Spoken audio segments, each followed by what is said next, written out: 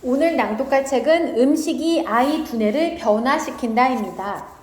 지은이 이쿠타 사토시, 약학 박사이자 뇌교육학자, 도쿄 약과 대학교를 졸업했으며 미국 일리노이 공과대학교에서 화학과 조교수를 역임했다.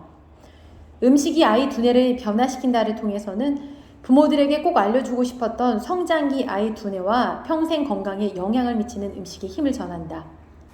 가공식품과 각종 화학물질이 넘쳐나는 요즘에는 아이가 좋아한다고 해서 아무거나 그냥 먹여선 곤란하다.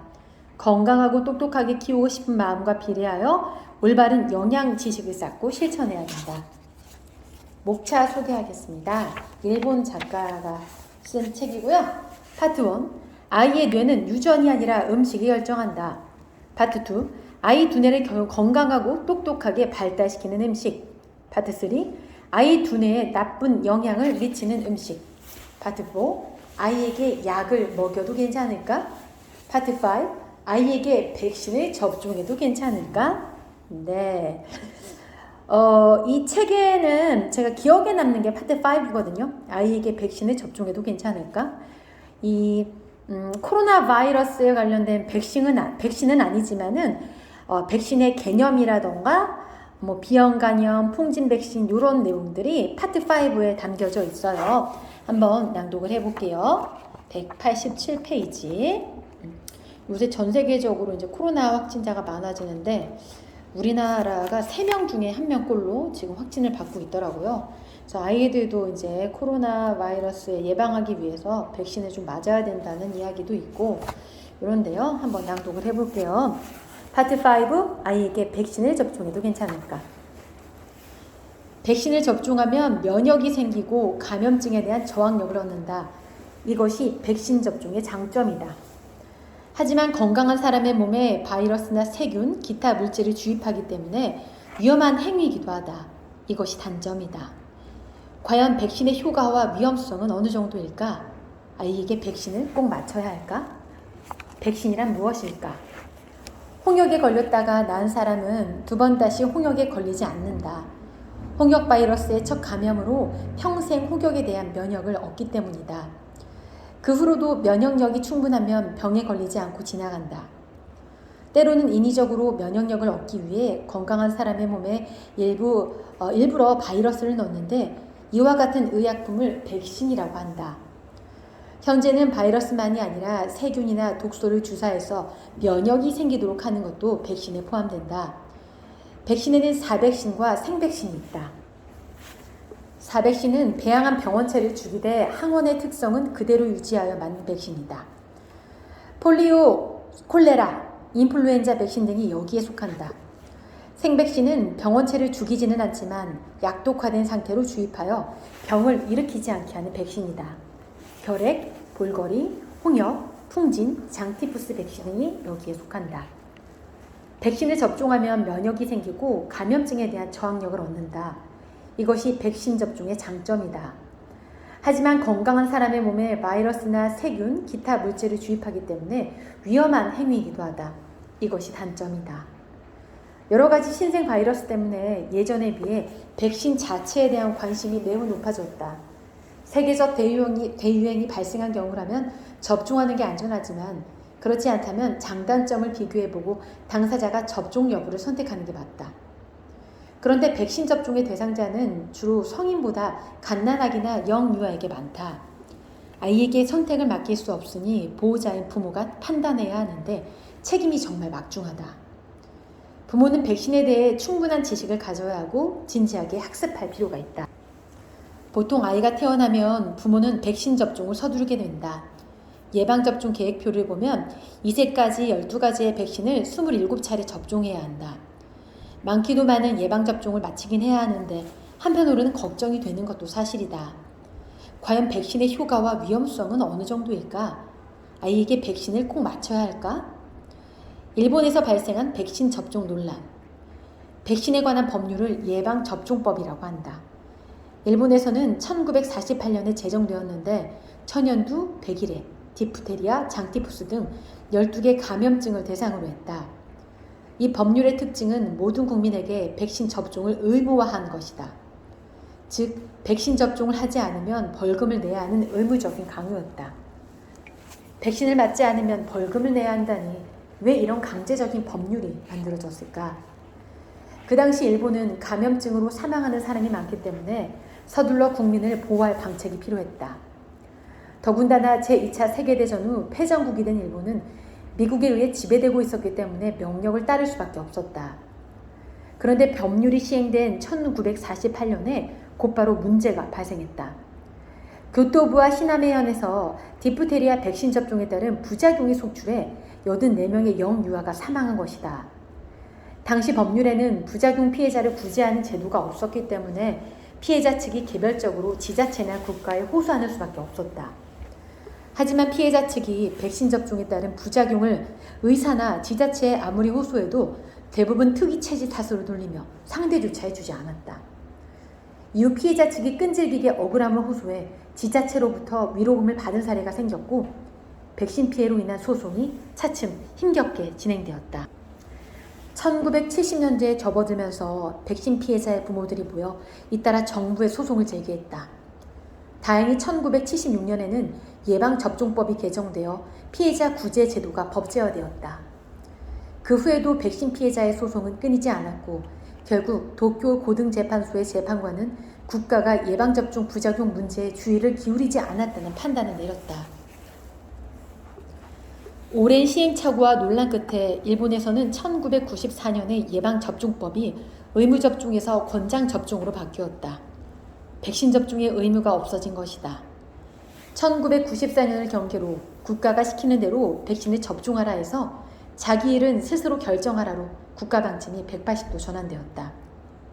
현재 일본에는 무료로 제공되는 정기접종과 스스로 돈을 내고 접종하는 임의 접종이 있다. 어느 쪽이든 본인 또는 아이의 부모가 접종 여부를 결정한다. 백신을 접종하고 싶지 않으면 거부하면 된다. 백신에 대해서는 여전히 많은 논란이 있다. 백신 접종을 고려할 때 이점이 무엇인지, 이점은 위험성보다 큰 것인지 잘 따져봐야 한다. 그동안 백신에 대해 잘 모르고 별 의심 없이 받아들였다면 이제는 알고 스스로 판단 기준을 갖기 바란다. 백신은 인류를 구했을까? 백신은 특정 감염증 예방에 효과적이다. 과거에는 홍역, 백일해, 성홍열로 많은 아이가 사망했지만 지금은 선진국에서 이러한 감염증으로 사망하는 아이는 없다. 또한 천연두나 폴리오 같은 중병은 백신에 의해 정복되었다. 이는 모두 백신의 공적이다. 하지만 수긍하기 어려운 부분에서도 백신이 인류를 구했다면서 백신 접종을 맹목적으로 권하는 사람들이 있다. 전 세계 인구의 삶과 질, 수명이 대폭 향상된 것은 백신 덕분이라고 말하는 백신 예찬론자들이 그렇다. 그런데 백신이 인류를 구했다는 주장은 사실일까? 여기에서 제대로 사실관계를 짚어보자. 실제로 1900년 이후 여러 선진국에선 사망률이 뚜렷하게 감소했다. 예를 들어 미국인 사망률은 1900년부터 1970년까지 약 74%나 낮아졌다. 그리고 삶의 질과 수명이 대폭 향상되었다. 이에 대해 백신 예찬론자들은 사망률 감소에 백신이 공헌했기 때문이라고 한다. 정말 그런 것일까? 검증된 자료가 존재하는 미국과 영국을 사례로 한번 살펴보자. 선진국에서 수명이 늘어난 까닭. 1970년 10월 19일 시카고에서 열린 감염증 학회의 연례회의에서 에드워드 카스 박사는 후세에 길이 남을 만한 명강연을 했다. 강연 내용은 미국인 사망률 감소와 백신의 관련성에 관한 것으로 당시 감염증 학회 회장이었던 카스 박사의 이야기는 강연을 들으러 온 많은 의사들에게 큰 충격을 주었다. 카스 박사는 동료 의사들을 앞에 두고 사망률이 낮아진 이유를 전반적으로 살피지 않고 잘못 말하거나 틀린 대답을 옳다고 계속 밀어붙이는 추세에 일침을 놓았다. 이 경고는 진실의 절반을 안 것에만 만족할 뿐 그 전모를 찾는 노력은 하려 되지 않는 데에 대한 비판이기도 했다. 카스 박사가 말한 절반의 진실은 인류가 결핵이나 디프테리아, 폐렴같이 인간을 죽음으로 내모는 병원체를 물리쳤다는 사실이다. 또 미국인의 수명을 연장한 주 요인은 의학 연구와 훌륭한 의료 시스템이며 이것이 미국인에게 세계 최고의 건강을 제공했다는 것이다. 하지만 이것은 진실의 절반에 불과했다. 이어 카스 박사는 동료들의 눈이 번쩍 뜨일 만한 또 다른 자료를 공개했다. 이 자료는 영국에서 15세 이하 아동이 매년 홍역으로 사망한 수를 나타낸 것이다. 세로축은 10만 명당 사망률을, 가로축은 연도를 나타낸다. 여기서 주목할 점은 이 자료에 홍역 백신이 없다는 사실이다. 홍역 백신이 영국에 도입된 해는 1968년이다.